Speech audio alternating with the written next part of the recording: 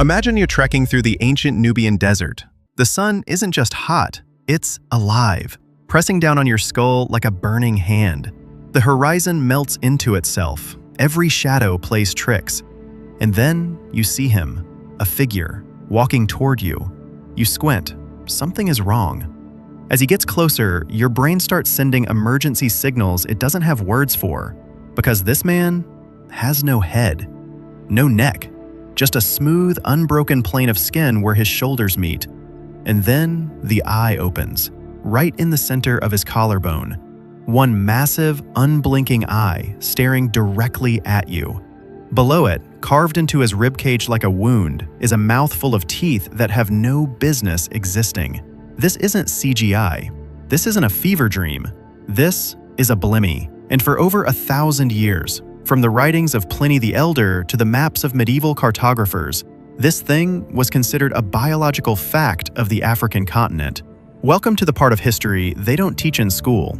Today, we're going deeper than dragons, further than vampires. We're hunting the creatures that serious scholars documented, that medieval armies feared, and that isolated communities still whisper about after dark. We've got the dog-headed grave robbers of the Balkans, a bull with a weapon so disgusting it ended battles, and a Himalayan spirit that kidnaps children, not to eat them, but to teach them. And stay with me until the end, because the final creature on this list is so deeply embedded in Brazilian culture that mothers still sing about her every single night.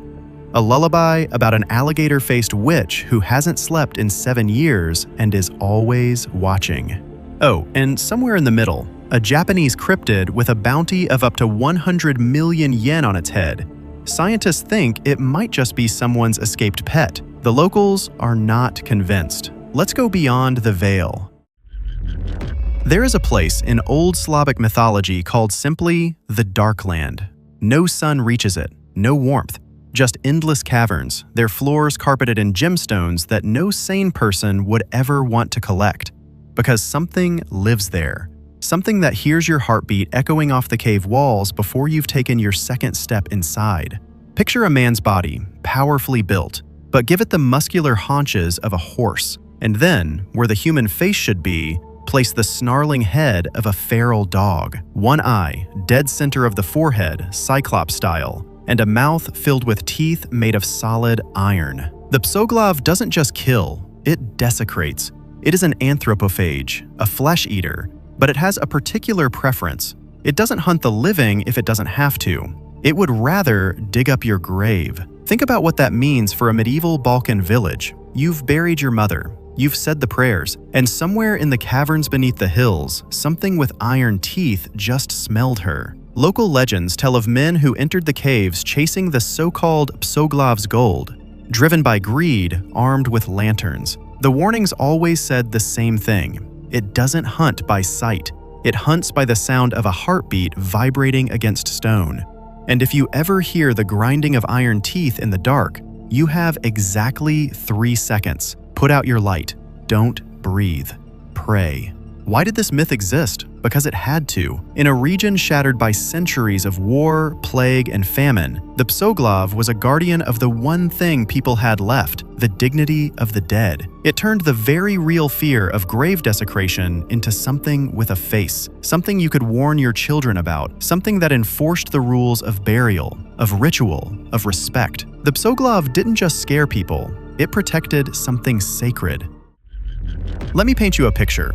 You're a medieval knight, full armor. You've been tracking a bull through the forest for hours. You finally corner it against a ridge, and you feel good about this because you've noticed something. Its horns curl inward, completely useless. This thing can't gore you. It literally cannot fight back. You raise your spear. You move in. The bull turns around, and then your life changes forever. The Bonnacon, documented in the Aberdeen bestiary and throughout the medieval bestiary tradition, looks, at first glance, like a fairly normal bull. Maned neck like a horse, stocky body, those famously useless curved horns. It seems almost sad, almost helpless. It is neither of those things. When threatened, the Bonnacon deploys the single most effective defense mechanism in all of cryptozoological history. It releases a pressurized blast of caustic, superheated dung from its hindquarters, a discharge so powerful it could travel over 3 huhera, roughly 300 feet, and so corrosive it would ignite anything it touched. Medieval illustrations show knights in full plate armor,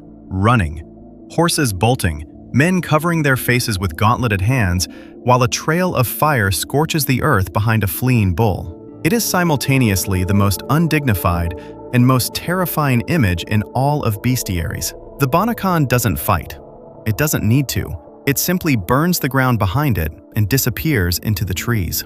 So where did this come from? The most grounded theory points to the European bison. Cornered and panicked, bison produce a genuinely powerful, foul biological discharge. To someone who had never seen one, hearing about it secondhand, through translators, across centuries, that detail grows, it mutates. By the time it reaches a monk illustrating a bestiary in Aberdeen, the bison has become a fire-shooting nightmare. The telephone game, medieval edition, with catastrophic results for your armor. High in the cedar forests of Devbhoomi, Uttarakhand, India, and across the mountain borders of Nepal and Sikkim, there is a sound that stops experienced trekkers cold. A rhythmic, resonant drumbeat drifting down from somewhere above the tree line, deep in the dark, coming from nowhere and everywhere at once. That is the dyangro, a sacred frame drum, forged in gold, and the one playing it is watching you. The Banjakri, wilderness shaman, is one of the most complex cryptid figures in all of South Asian folklore. He isn't a simple monster. He's barely 3 to 5 feet tall, completely covered in thick, wild red or golden hair, except for his face and his palms. He is ancient, he is powerful, and he is the founding spirit of Himalayan shamanism itself.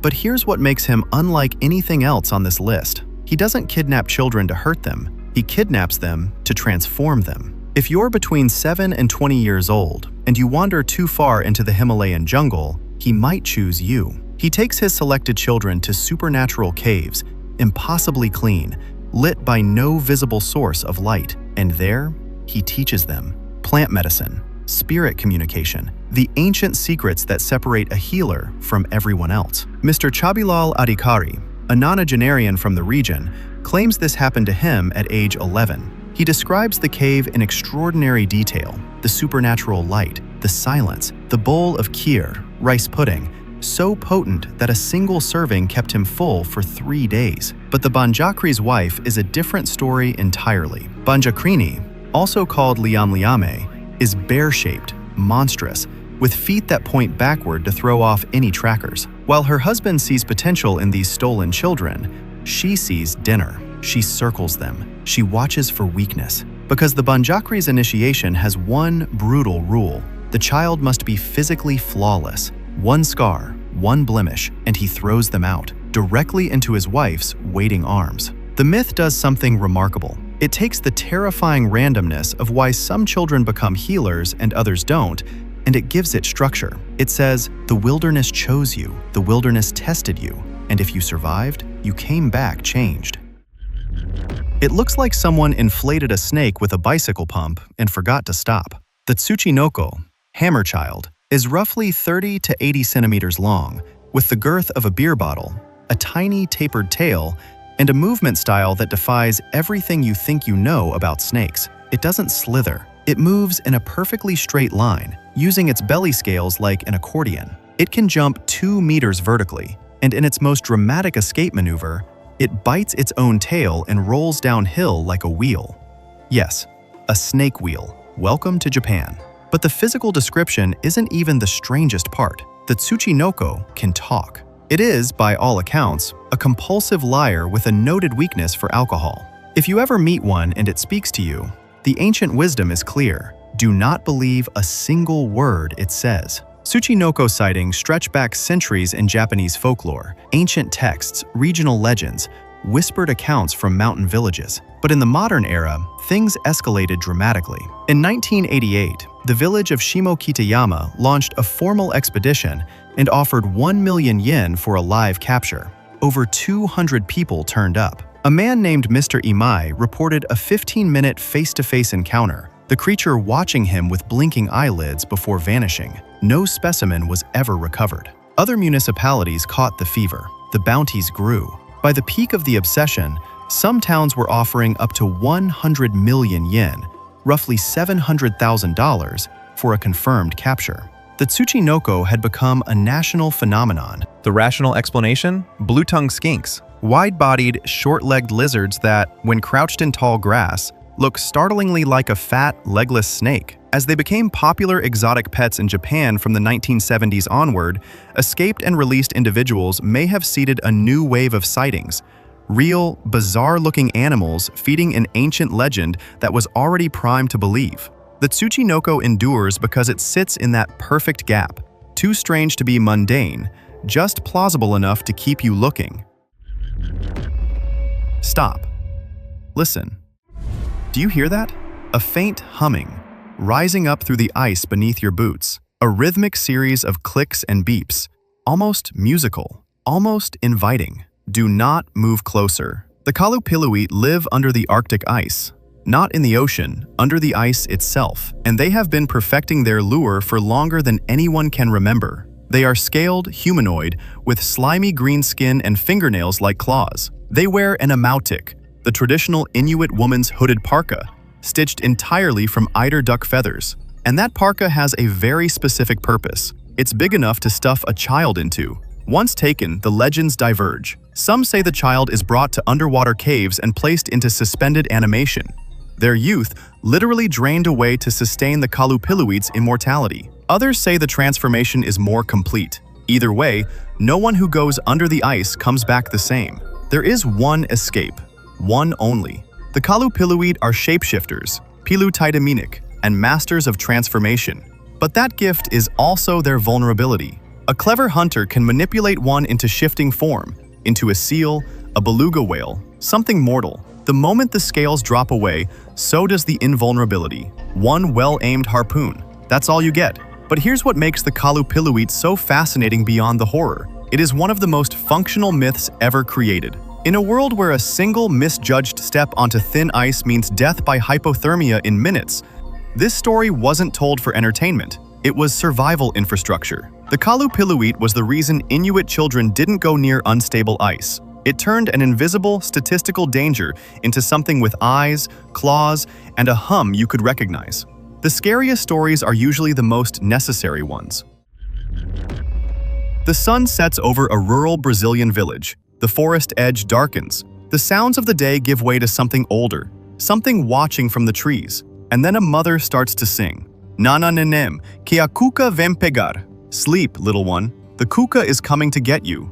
The Cuca is not a ghost story told around a campfire. She is woven into the fabric of Brazilian childhood, a figure so embedded in the culture that her lullaby, Nana Nene, has been sung by millions of mothers for generations. She is the reason children go to sleep. She is the consequence of disobedience made flesh, and what flesh it is. An old woman's body, hunched, clawed, draped in shadows. But where a human face should be, there is the long, scaled, teeth-filled head of an alligator. Her voice is a rasp that carries through walls. She brews potions in a cave that light doesn't reach, and she has, by every account, an extraordinary sleep schedule. She sleeps one night every 7 years, which means she is almost always awake, which means she is almost always watching. The Cuca's origins are colonial and syncretic, a true creature of the New World built from the bones of 2 continents. She descends from the Portuguese Coca, a dragon spirit whose name meant skull or head. When that legend crossed the Atlantic, it collided with indigenous Tupi-Guarani mythology, where Cuca means to swallow something whole in a single gulp. European dragon, Amazonian predator, colonial anxiety, all compressed into one alligator-faced nightmare who enforces bedtime. She is not just scary, she is efficient. From the iron-toothed Psoglav haunting Balkan caverns, to the fire-launching Bonnacon scorching medieval forests, to the Banjakri drumming in the dark above the tree line, these creatures were never just stories. They were technology, psychological technology, built by people who needed to explain the unexplainable, enforce the rules that kept communities alive, and give children a reason to listen to their parents. The Bonnacon turned bizarre animal behavior into a survival warning. The Qallupilluit turned thin ice into a monster with a face. The Tsuchinoko turned the unseen into the unforgettable. Which of these would you least want to encounter? And have you ever seen something in the mountains, in the snow, in the tree line at dusk? Something your brain couldn't quite file away? Tell me in the comments. Until next time, stay curious, but don't wander too far into the forest alone.